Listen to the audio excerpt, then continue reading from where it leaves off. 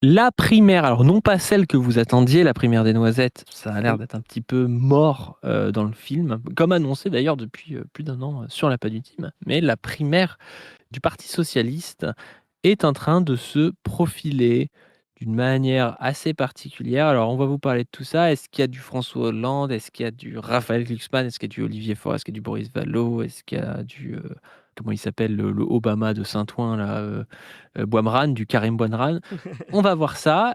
Chris, est-ce que tu es chaud pour parler de ça, sachant que tu es notre, spécialiste en, parti socialiste, aussi dit solférinologue, même si Solferino n'appartient plus au parti socialiste depuis, la dégringolade post-Hollande et la nécessité de vendre Solferino.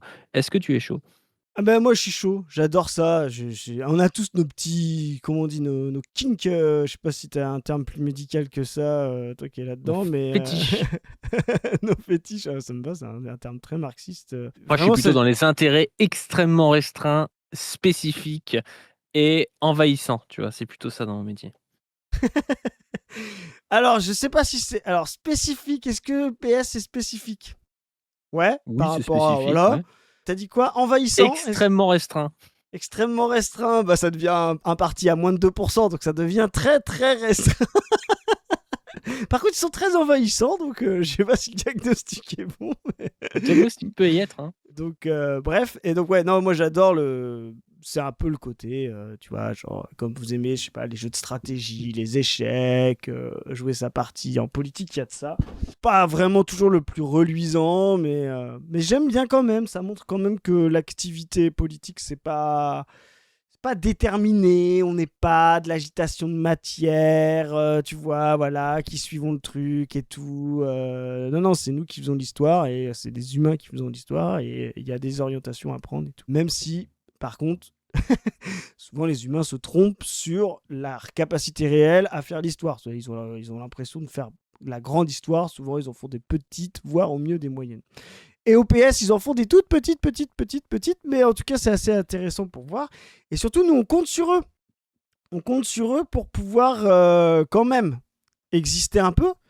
Parce que il faut quand même gagner le second tour de la présidentielle. Ça, les gens oublient. Et que si Mélenchon, allez, même si Mélenchon surperforme et qu'il arrive à faire 26 ou 27% au premier tour, euh, Il va être mais, compliqué, hein, lui. que, tu vois, mais que toute la gauche est derrière lui et que les autres finissent à 1, les Roussel, les Tondelier, Il y a plus les de chances que Ruffin et Roussel tout. finisse à 1 que Mélenchon finisse à 27. Ouais, c'est ça, tu vois. Mais imaginons, tu vois, genre, Mélenchon fait 25, tu vois, ce qui est beaucoup déjà 25, hein, tu vois. Il fera pas 25, je pense. Ouais, voilà. Mais que les PS, là, les Tondelier, les Ruffin, les Roussel finissent à globalement tous entre eux à 4-5%. Bon, bah, c'est mort le second tour. Il y a zéro dynamique. Avec Mélenchon tout seul, les autres sont rincés et tout le reste du spectre politique tapera sur Mélenchon. Donc, ça va être difficile d'aller chercher les réserves, quoi. Ce qu'il nous faut, c'est une dynamique de gauchisation du centre avec le PS, voilà, et une bataille à gauche et une addition de gauche Et plus de 40, ouais. qui fasse au moins 40% au premier tour. Tu vois ce que je veux dire? Enfin, il faut qu'on arrive au moins à presque faire 40. La dernière fois, je crois que si on additionne tout le monde, ça devait être autour de 33, 34, quelque chose comme ça, peut-être même moins 32, tu vois. Il faut au moins arriver à tirer du 40 en allant chercher 7-8 points, voilà. Donc on compte sur eux et pour l'instant, euh, pour l'instant, on n'est pas vraiment rassuré. Tu vois, on n'est pas vraiment rassuré de leur capacité à arriver à plus de 10, faire 10-15% le PS, et ça m'inquiète un peu Moi, pour. je suis rassuré. Je suis T'es rassuré rassuré, toi? parce qu'il y a Hollande dans l'histoire et Hmm. tu sais, c'est comme quand tu joues l'Argentine, tu sais qu'il y a Messi, tu vois? C'est pas pareil, tu dis: «Bon, ils perdent 1-0 à la mi-temps, mais ils peuvent quand même gagner», tu vois? Et Hollande, c'est un petit peu ça. Tu te dis, là, je sais pas si tu as vu les sondages, ils commencent à tester, Hollande dans les opinions des Français. Ils te disent: «C'est le gars le plus aimé à gauche». Spoiler, oui, parce que c'est les gens, du centre qui, l'aiment, c'est pas les gens de gauche, mais bon, bref, c'est les gens de centre gauche, quoi. Et donc moi, je pense qu'il va y aller justement parce que ça capote. Si cette primaire et si tout ne puait pas, il pourrait pas s'imposer. parce qu'il serait vu comme un gars qui va aller rechercher à être président alors qu'il l'a déjà été et tout. Donc lui, son intérêt, c'est que la primaire, ce soit un peu de la merde, que Glucksmann s'humilie avec ses sorties, ses interviews un peu pourries, et qu'il arrive en disant ouais, moi je comptais pas forcément y aller, mais bon, je suis la personne de gauche préférée des Français, vous êtes des bons à rien, il faut sauver la social-démocratie. Et donc, dans cette configuration-là, je pense que le plan se déroule pour Hollande. Je pense que je suis rassuré, le plan se déroule pour Hollande. Alors, ce qui se déroule mal pour Hollande, c'est que Marine Le Pen étant éligible, il y a quand même très peu de chances qu'il atteigne le second tour parce que Marine Le Pen ne va pas s'effondrer alors que Bardella aurait peut-être pu s'effondrer en faisant n'importe quoi. Non, mais il y a des choses qui sont rassurantes et il y a aussi des choses où on voit que le centre n'existe pas. Ils sont en train de se battre là, entre Attal et Philippe et ils n'ont pas de ligne, ils n'ont pas moyen de se trouver. Donc, il y a des choses qui vont dans le sens où le PS reconstitue un capital, mais pour ça, il y a un peu des étapes à passer. La première étape, c'était de sortir de l'ornière de cette primaire des noisettes. Bon, bah, feu la primaire des noisettes. Donc, on aura bien Tondelier candidate, je pense. Roussel, c'est sûr. Je sais que t'es triste, mais Clémentine Autain indique dans ces conditions, elle ne pourrait pas se présenter. Elle ne voudrait pas ajouter une candidature. Je sais que la rédaction de Ringard est très triste, mais du coup, elle va sûrement appeler à voter Mélenchon à la dernière minute s'il condamne Maduro. Tu vois, c'est vraiment, je pense que ça va être ça. Et les dictateurs, et Poutine et tout. Et Xi Jinping. Donc, voilà. Donc, ils ont refait une primaire, on va en parler là, tu sais, on avait dit, il y a la grande primaire et la petite primaire, comme la petite vérole et la grande vérole, tu vois. Donc là c'est la petite primaire du PS et de ses alliés de la social-démocratie. Alors, dedans, ils ont mis place publique pour attraper Glucksmann. Et puis, ils ont mis aussi sûrement d'autres partis, je pense le PRG qui va se poser, voilà. Mais par exemple, on sait qu'on va le voir que Hollande, le GOAT comme tu l'appelles, lui ne va pas vouloir y aller. Et donc en fait, ça ressemble vraiment à un traquenard pour Glucksmann, ce truc quoi. J'aime ça. Donc voilà, donc c'est tous ces petits jeux-là qui fait qu'à la fin, il faut qu'on ait une candidature quand même gauche non mélenchoniste qui arrive à 10-15 pour pouvoir faire l'avantage au second tour. Alors, quelles sont les news ? Alors déjà, les gens, vous pouvez réserver vos dates. Les dates de la primaire du Parti Socialiste et de ses alliés sont connues. Pas du. Donc, j'espère que t'as posé. T'es prêt ?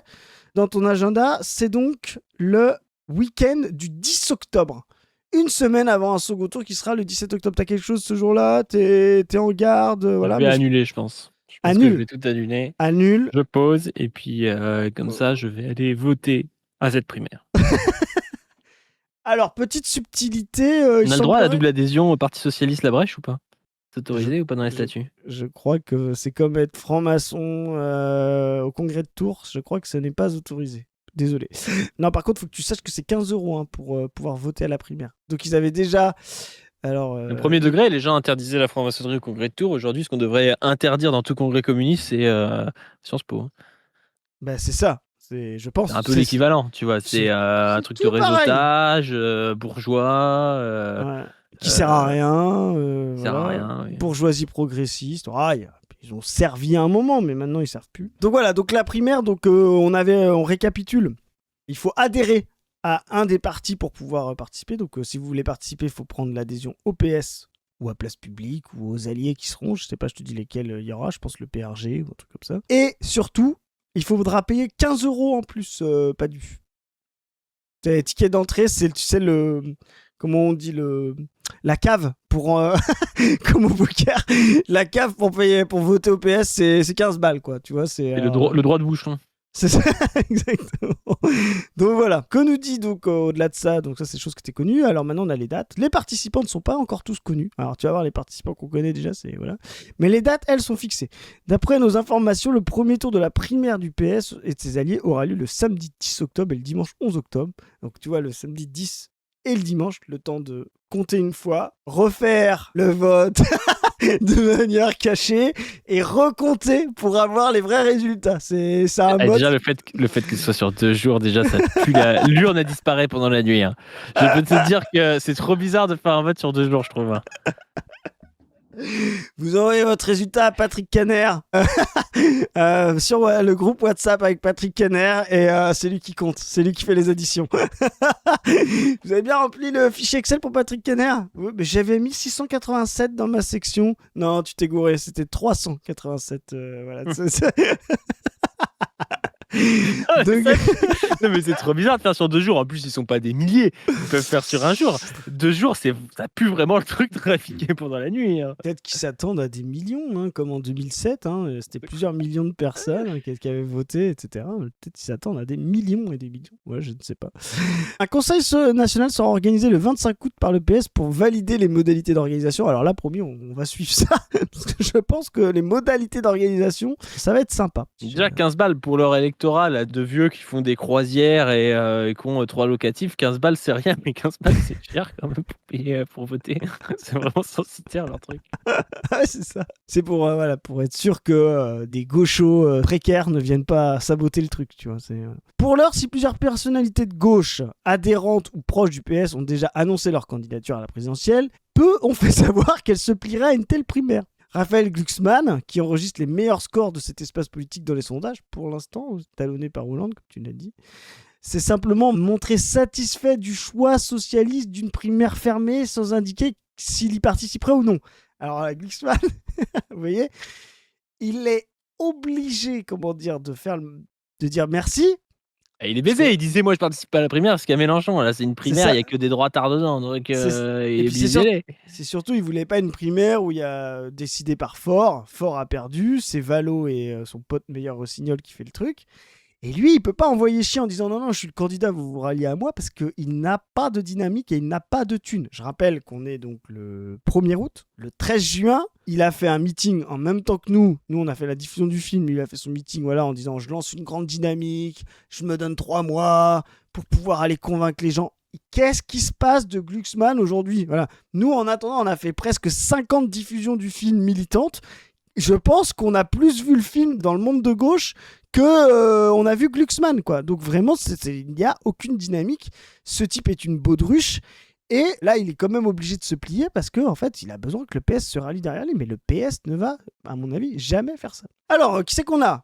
Tu vas voir, c'est intéressant. L'ex-ministre socialiste Ségolène Royal a en revanche annoncé qu'elle passerait par cette primaire. Donc déjà, il y a des gens qui vont pouvoir aller payer 15 balles pour voter Ségolène Royal. Donc ça va être quand même assez drôle. Est-ce que Ségolène, elle n'y va pas dans l'idée de baiser Hollande, tu vois, de faire perdre Hollande? De se dire, j'arrive, rajouter une candidature. Mais Hollande n'y va pas à cette primaire, qu'on va voir après. Mais donc elle y va. Mais je comprends pas pourquoi. Le problème, c'est que s'il y a trop de monde et qu'il y a des gens comme Royal et qu'elle gagne, Hollande ne va pas pouvoir se présenter, tu vois. Et si, on va expliquer aux gens. Je suis peut-être pas assez solférinologue pour comprendre la technique. Pour moi, il fallait faire un truc vraiment rincé avec Boimran et Cazeneuve, et là, Hollande aurait pu se présenter. Tu vois. Non, c'est pas ça l'idée. C'est encore plus compliqué, mais tu vas voir. Donc l'ex-ministre Ségolène, tout comme Philippe Brun. Donc Philippe Brun, il y va. Voilà. Alors, Philippe Brun qui a déclaré. Vous voteriez pour qui? Moi, je voterais pour n'importe qui contre le RN au deuxième tour. Donc ça veut dire le LFI. Jean-Luc Mélenchon. S'il y avait un deuxième tour, LFI RN, je voterais pour Jean-Luc Mélenchon. Bien sûr. Ça, c'est un truc qu'on rappelle. Ces gens-là seront obligés de voter Mélenchon. Arrêtez de flipper en disant ils vont voter l'extrême droite. Non, s'ils appellent à voter d'extrême droite, ils sont terminali, ils sont finis. Ce n'est pas possible. Rappelez qu'en 2024, des macronistes ont décidé d'appeler à voter NUPES pour faire barrage au RN. Donc l'extrême droite va faire campagne sur soutien à Netanyahou et Trump pendant que Mélenchon il va être avec Pedro Sanchez, tu vois. C'est évident qu'à un moment donné, le PS français va être obligé de se rallier à Mélenchon. Il faut savoir qu'il y a des gens qui se croient antifascistes et de gauche parce qu'ils votent Édouard Philippe. C'est vraiment, il y a des gens dans les sondages, ils vous disent je suis de gauche, je trouve que Édouard Philippe est très bien. Tu vois, donc vraiment c'est ça la mentalité du bloc bourgeois. Ils sont pas encore dans la fascisation, donc il faut leur offrir un espace politique où ils ont l'impression d'être de gauche et à la fin, moïsation absolue, RN ou Mélenchon, vous leur dites bah voilà, est-ce qu'en fait vous n'êtes pas des vrais fachos? Non, bah votez Mélenchon. Il faudra leur mettre la pression. Voilà. En leur disant, mais attendez, ok, vous détestez Mélenchon, mais est-ce que c'est pas moins pire que le fascisme? Voilà. Point à la ligne. Il faudra leur mettre la pression. Sinon, on vous connaît, vous le dire à vos amis, machin. Si t'as pas voté Mélenchon, t'es définitivement un raciste, un fasciste. je veux pas entendre que pendant 40 ans, soi-disant si ou quoi que ce soit, t'as voté fasciste, t'as laissé les fascistes passer, faudra leur mettre une pression de dingue. Et ça, je pense qu'on est organisé pour.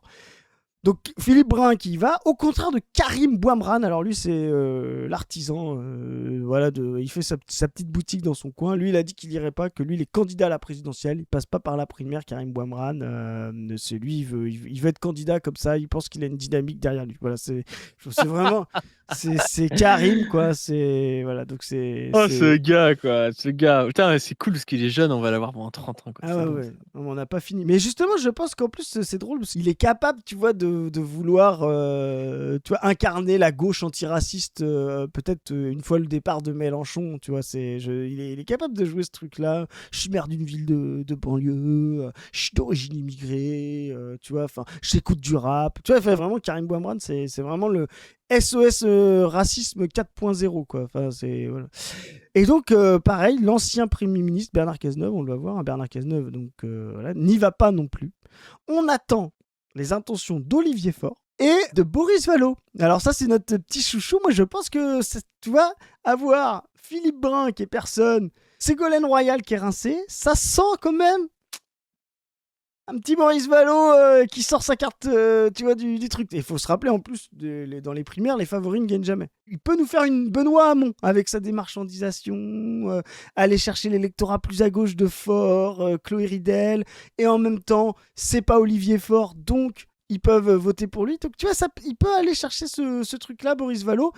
Avoir l'étiquette PS, et c'est ça qui va être la clé, avoir une étiquette PS, avoir une dynamique, je pense, faiblarde, voilà, faiblarde, je pense que ça va être faiblard, mais au moins verrouillée, parce que la primaire, elle sert à ça, en fait, Padu, c'est ça que t'as pas compris, elle ne sert pas à savoir qui sera le candidat PS, elle sert à savoir qui ne le sera pas. Et donc, qui ne le sera pas, c'est Glucksmann. Le but de ce truc-là, c'est d'en finir avec Glucksmann proprement. D'embourber Glucksmann. Moi, j'aime ça, j'aime cette théorie. Tu vois, cette primaire, en elle vrai, sert... t'imagines, il doit être dans un traquenard avec sa meuf qui lui dit non, mais moi, si je quitte le JT de France 2 pour que tu fasses 7% à la primaire du PS, ça va pas trop le faire, en fait. Alors, déjà, information importante, on sait toujours pas s'il va y aller, s'il va être candidat, etc. Mais on apprend que Léa Salamé sera là à la rentrée de France 2, au JT et dans son émission Quelle époque. Donc déjà, tu vois ce que je veux dire, ça se prépare pas dans le foyer Salamé-Glucksmann comme une organisation militaire pour pouvoir participer à la primaire, tu vois. On sent que Salamé-Glucksmann, ça va pas y aller, quoi, tu vois. Donc qu'est-ce que nous dit Bernard Cazeneuve, lui, qui n'y va pas à la primaire? Alors, Bernard Cazeneuve veut devenir président. Attends, t'as oublié un truc à la fin, là. Ah oui, pardon. Il y a François Hollande, lui, a promis d'annoncer ou non sa candidature à un retour à l'Élysée en décembre, soit après la primaire. Et j'aime ça parce qu'on parlait de poker. Tu sais, c'est ce qu'on appelle en poker les late reg. C'est les mecs qui... reg, c'est pour registration, c'est qui s'enregistrent à la fin. C'est-à-dire que le tournoi, il a commencé depuis 12 heures. Et tu sais, ils arrivent avec des énormes couilles. Et ils arrivent... en fait, les fins d'inscription, c'est dans 5 minutes.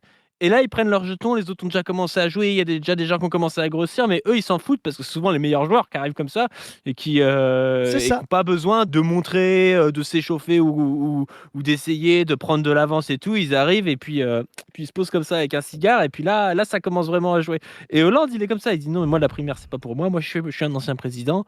Si je considère que le gars qui a gagné la primaire, il a pas ses chances, moi j'y vais, quoi.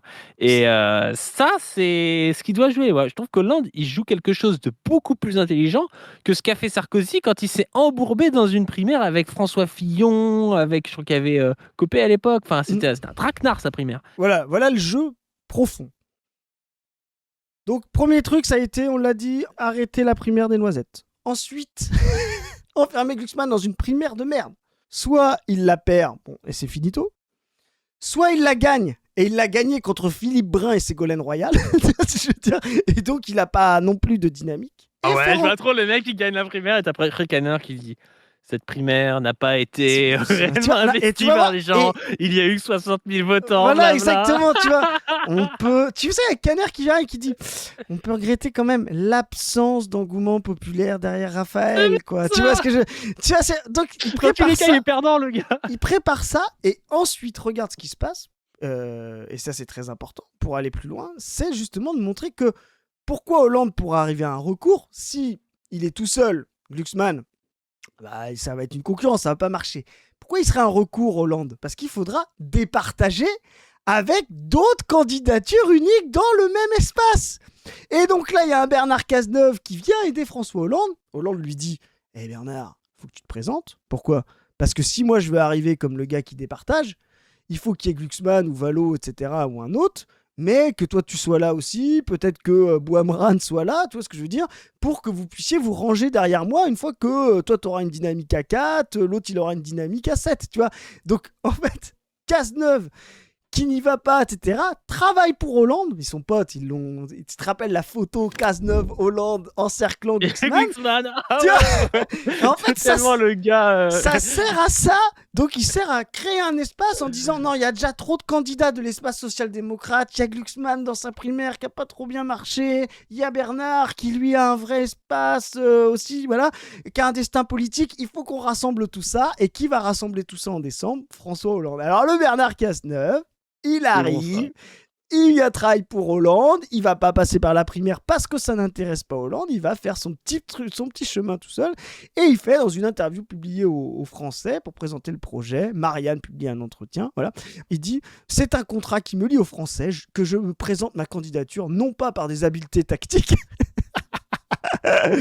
et écoute bien, et encore moins par la projection d'un mois de plus. Voilà, c'est ça. Donc, il présente sa candidature, il n'officialise pas. Donc, tu vois, il arrive en disant déjà, dès le départ, je ne veux pas ajouter de candidat. Voilà. Mais il va arriver pour dire, non, le candidat désigné par la primaire ne rassemble pas les valeurs de la social-démocratie. Tu comprends pas je suis obligé quand même de me porter candidat parce que, ok, je voudrais qu'il y en ait qu'un. Mais là, Glucksmann ou Boris Vallaud, ce n'est pas suffisant. Il faut que quelqu'un nous départage. Donc il va y aller. Et est-ce que si c'est Vallaud peut pas tirer son épingle du jeu en vendant son âme au diable un peu, tu vois ?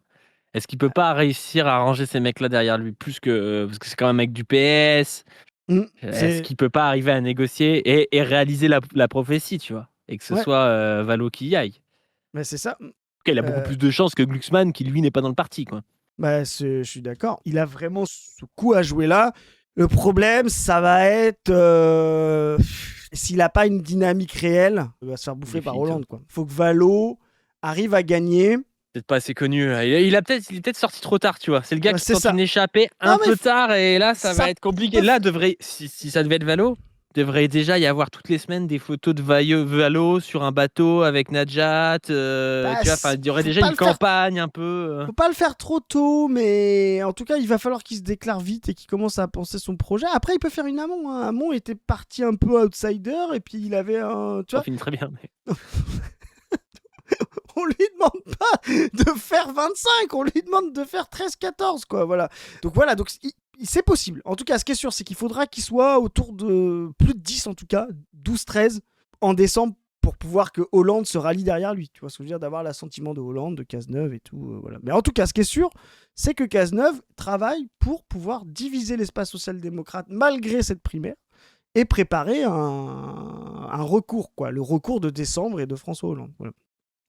Écoute bien, mon objectif, c'est de devenir président de la République pour porter les idées auxquelles je crois. Donc tu vois, ça c'est prépare les éléments de langage de Hollande. Voilà. Il va dire, bien entendu, l'ensemble des démarches accomplies depuis plusieurs mois sont destinées à préfigurer une candidature. Si toutefois le projet rencontre les circonstances, il sillonne la France depuis le départ de son gouvernement. Nul ne sera mieux placé que moi pour redresser le pays. Tu vois, il a quand même dit ça. Donc tu vois, ce qui est intéressant, c'est qu'il dit nul ne sera mieux placé que moi pour redresser le pays. Donc là, il va mettre un coup de pression à tous les autres candidats qui n'ont pas été Premier ministre, qui n'ont pas été ministre de l'Intérieur comme lui.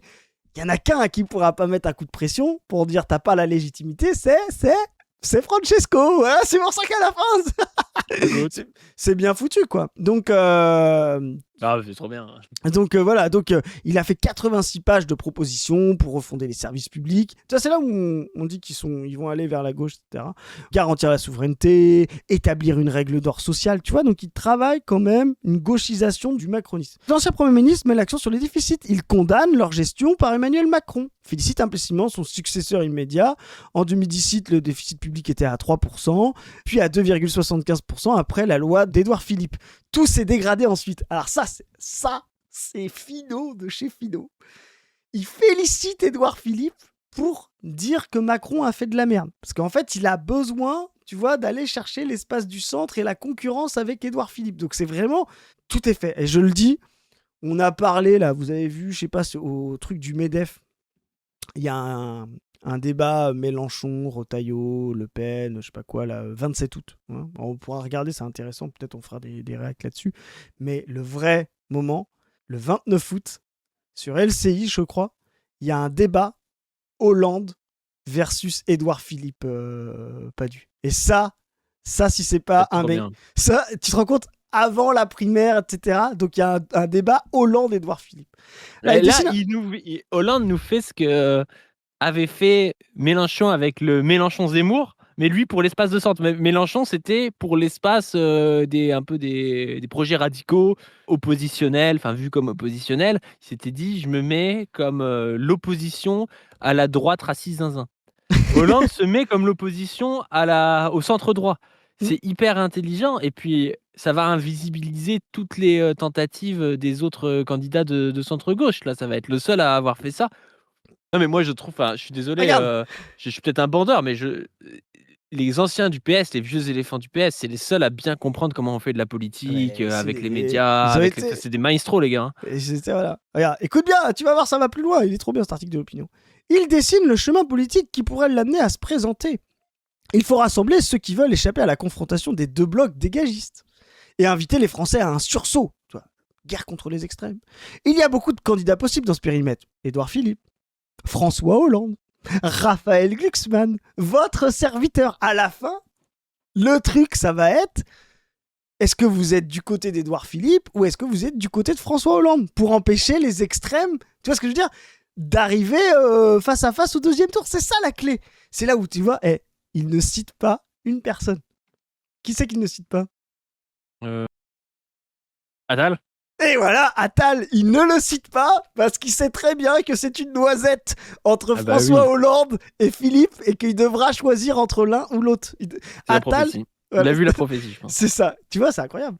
Comment départager les ambitions des trois sociaux-démocrates? Je suis très favorable à une primaire qui irait de Mélenchon à Le Pen en incluant tous les autres. Ça s'appelle l'élection présidentielle et c'est cela désormais qu'il faut préparer.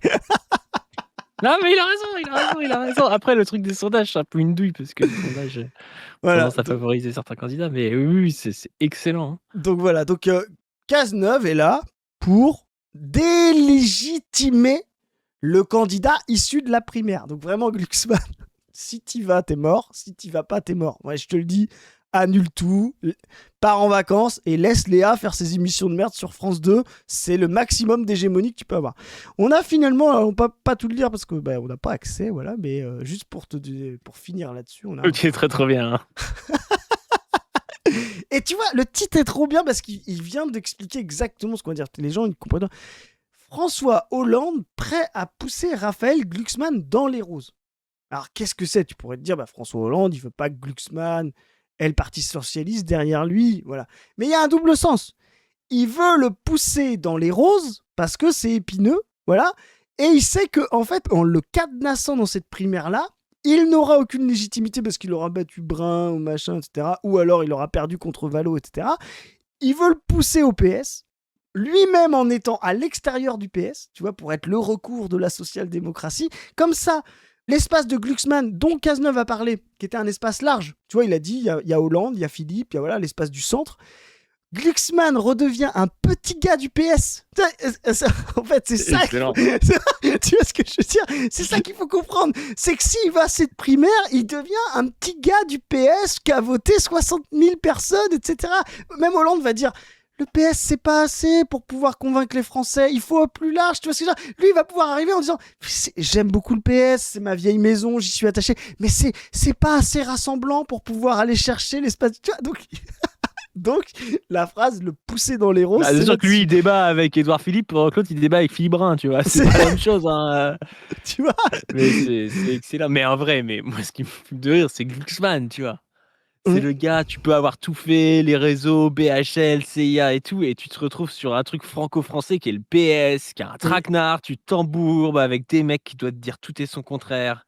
Enfin, je suis sûr qu'il y a... Parce que là, nous on voit que le public.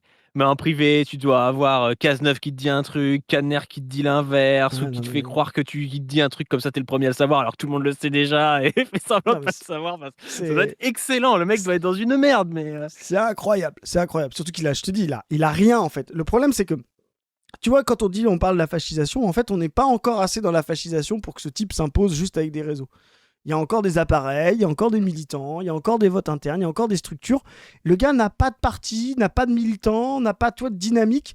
Donc il a rien pour peser face au PS. Il a rien. Voilà, je sais pas pourquoi il s'est empêtré dans ce truc, mais il faut vraiment qu'il se débranche tout seul.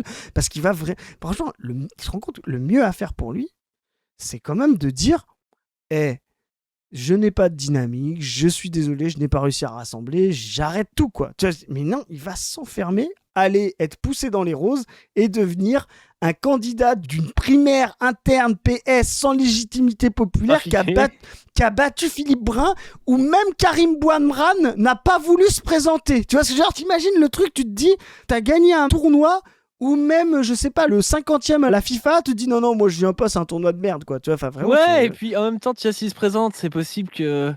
Tu vois, enfin, on sait pas ce qui se passe dans le PS, mais il se présente. Mais il y a peut-être Valo qui va venir se présenter. Puis il y a peut-être des mecs sur la même ligne que Glucksmann qui vont venir se présenter pour le diminuer. Enfin, c'est trop chiant pour lui. Il maîtrise rien, en fait. Il maîtrise plus rien. À partir du moment où il dit je vais dans ce truc, il maîtrise plus rien. Tu vois, donc il est vraiment baisé. C'est ça. Donc voilà, à l'heure où la gauche anti-Mélenchon hésite encore sur le nom du candidat pour la présidentielle, l'ancien président compte sur le Parti socialiste pour affaiblir la candidature de l'Élysée du chef. Donc, vous voyez, vous comprenez, il compte sur le Parti socialiste pour ça. Le 19 septembre, Carole Delga organisera ses traditionnelles rencontres de la gauche de Bram. Donc tu te rappelles, le 19 septembre, faut qu'on fasse une capsule. Tu sais, c'est la cassoulet partie, là, le 19 septembre. Voilà. Énième université de rentrée de la gauche qui ne veut pas de Jean-Luc Mélenchon tentera une énième fois de s'inventer un destin commun. La présidente de la région Occitanie, qui ne cache plus son soutien à Raphaël Glucksmann, se voit poser partout la même question. Et si François Hollande finissait, lui, par se lancer? Delga dégaine alors sa formule calibrée comme un communiqué. Avec François Hollande, c'est de la sympathie. Avec Raphaël, c'est de la confiance. Voilà toute la différence. Autrement dit, l'un fut président sympathique, l'autre est un futur président crédible. Donc, C'est absolu de cinéma, hein, ce truc. Hein. non mais voilà, donc il est en train de fabriquer une espèce d'hégémonie où il va avoir Delga derrière lui. C'est-à-dire que tout le monde méprise partout. Il est en train de l'enfermer dans ouais, non, mais faut que t'aies l'appareil du PS derrière toi, donc faut que t'aies l'assentiment des militants. Il est en train de diminuer Glucksmann dans son espace. Voilà, il passe de leader d'un espace centre-démocrate post-macronien, peut-être de entre 10 et 20%, à l'espace Carole Delga, 2 à 3%, le cassoulet de Bram. Tu vois, vraiment, donc Hollande, il joue une partie nickel. Cazeneuve, en porte-flingue, va servir justement à le flinguer de l'autre côté en disant ouais, je sais pas trop. Patrick Caner, lui, qui est déjà en train de laminer le cercueil, là, en train de dire qu'est-ce qu'on fait? On a mis quoi comme police sur le cercueil? Non, il est en train de. Tu vois, il a découvert Claude Caner, ou Kimi K3, vas-y, on fait des IA chinoises. Et il est en train de coder le logiciel de vote, en fait, de ce truc-là. T'inquiète, c'est Patrick qui a le code source. Alors, il est pas en libre accès, hein, c'est Patrick qui le fait, le code. C'est ça. Donc, voilà. Mais ce qui est en plus trop marrant, c'est qu'il faudra être adhérent. Donc, tu sais, genre, comment tu veux que Place Publique ait plus d'adhérents que le PS, quoi. C'est juste pas possible, quoi. Donc, voilà. Donc, ils sont en train de jouer une partition. Donc, on le résume. Temps 1, nous, on l'avait annoncé, en finir avec la primaire des noisettes. Ça, c'est fini. Temps 2, primaire bidon pour enfermer Glucksmann dans un espace PS de merde et casser toute sa dynamique et sa légitimité. Voilà. Et ensuite, multiples candidatures au centre. Philippe, Hollande, Cazeneuve, pour empêcher les extrêmes d'arriver. Ensuite, Hollande se déclare. Cazeneuve se range derrière lui. Le PS commence à dire on sent que la candidature de Glucksmann ou de Valo ne prend pas, etc. Donc, il faut qu'on se rejoigne derrière le patron. Et c'est réglé! On est en janvier, on a Francesco Hollande qui va affronter Jean-Luc Mélenchon pour pouvoir aller à la présidentielle et en finir avec 30 ans de détestation du congrès de Brest 97 à l'élection présidentielle 2027, la seule, l'unique, la vraie primaire, le premier tour des présidentielles, où Mélenchon, je le rappelle, bat de 1 point l'ami Hollande, enfin l'ennemi Hollande, voilà, c'est ça. Il le bat de 1 point. Et là, Hollande est obligé d'appeler à Jean-Luc Mélenchon en disant que toutes ces inimitiés, toutes ces craintes, toutes ces peurs, tout ce qu'il pourra me peser pour pouvoir garantir que Mélenchon n'enferme pas la France dans une dictature populiste telle qu'il y a l'Amérique du Sud, mais en face, le fascisme de Marine Le Pen, il est obligé de voter Jean-Luc Mélenchon, qui malgré tout ce gars, aura été un compagnon de route. Voilà. Moi, le combat contre le fascisme, ça a été le combat de ma vie. Il va nous dire ça Hollande et tout pour la voter Mélenchon, ça va être excellent. Tu as la formule, tu sais qu'il va dire le combat contre Jean-Luc Mélenchon commencera le lendemain du second tour, une fois qu'on aura gagné ensemble le combat contre le fascisme pendant ces 2 dernières semaines. C'est vraiment ça.